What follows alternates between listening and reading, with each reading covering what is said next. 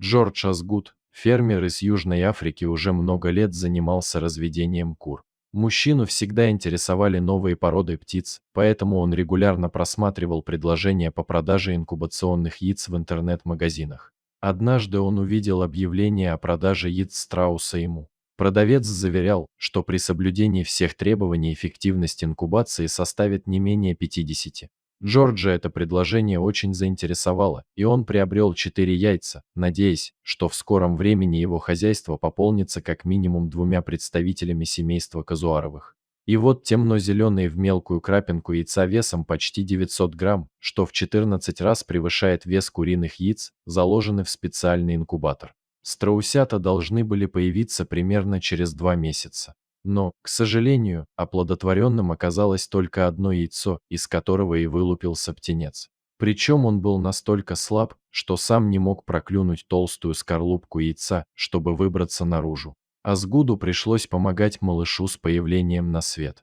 Фермер никогда ранее не занимался разведением страусов, поэтому не мог определенно сказать, почему птенец был настолько беспомощным. Однако мужчина считал, что из-за своей неопытности он попросту не смог создать необходимые условия инкубации, что и послужило основной причиной данного явления. Теперь оставалось только надеяться, что птенец все же выживет. Через пару дней страусенок начал есть и даже немного прибавил в росте, а спустя неделю окончательно окреп.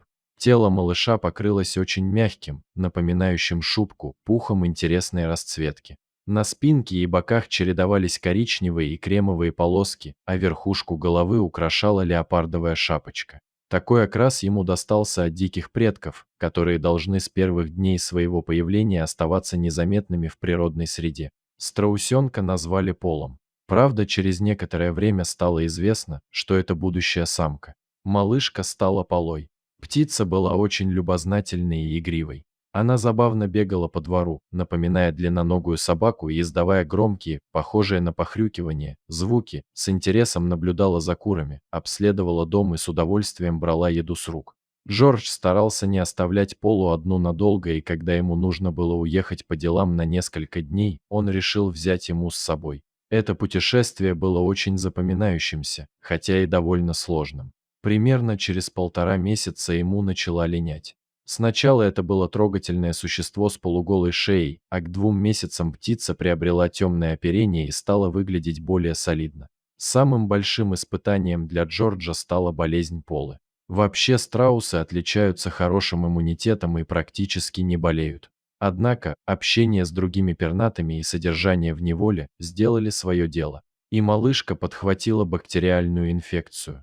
Она практически не передвигалась, отказывалась от еды и воды. Ветеринар, к которому обратился фермер, не давал утешительных прогнозов. Но природный иммунитет, забота хозяина и назначенное лечение все же помогли. Через 2 недели Пола наконец-то поборола болезнь.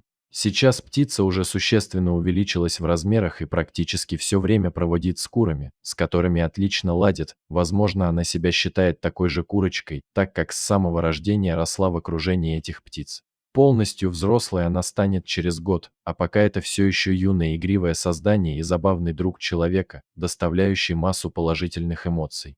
Необычный питомец, не правда ли?